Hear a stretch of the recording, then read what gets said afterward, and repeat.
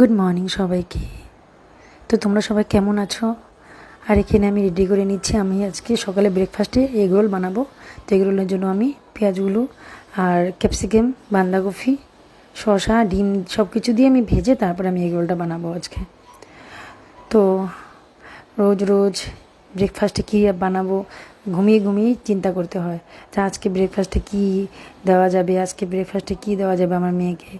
তো রোজ রোজ তোমাদের সাথে কীরকম হয় নাকি? তো আমাকে কমেন্ট করবে।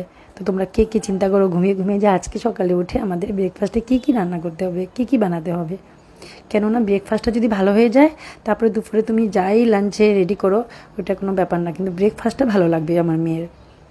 তো তাই আমি এখন এগ রোলটা বানাবো। এগ রোলের জন্য সব কিছু আমি রেডি করে নিচ্ছি। তো এখন আমি এটার মধ্যে ডিমগুলো ফাটিয়ে দিয়ে দিব, তারপরে দেখাচ্ছি তোমাদের।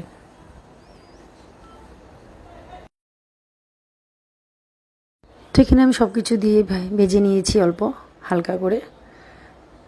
তারপরে আমি এখানে ডিমটা আর শসাটাও দিয়ে দিব। শসাটা আমি অল্প পরেই দিয়ে দিব, কেন শসাটা অল্প কাঁচা কাঁচা থাকলেও ভালো লাগে তার জন্য। আর কে কোথা থেকে দেখছো আমাকে কমেন্ট করবে, যেন আমিও তোমাদেরকে মেসেজ করতে পারি, রিপ্লাই দিতে পারি। আর আমার ভিডিওটা যদি ভালো লাগে তো লাইক কমেন্ট করবে। তো চলো আমি এখন এগ রোলটা বানিয়ে নিই। তো আমি এখন এগুলো ভাজা হয়ে গেছে আমার।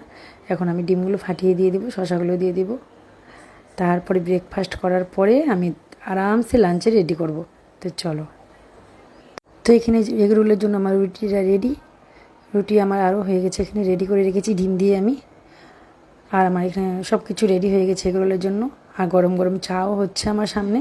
তো চাটাও রেডি আমার। গরম গরম চা দিয়ে এখন এগ রোল হবে ব্রেকফাস্টে। তো এই আমার এগ রোল রেডি। তো দেখো তোমাদের কি ভালো লেগেছে আমার এগ রোলটা? যদি ভালো লাগে তো কমেন্ট করবে, কেন খেতে তো দিতে পারবো না অনেক দূরের থেকে তোমাদের। তো চলো সবাই সুস্থ থেকো, ভালো থেকো।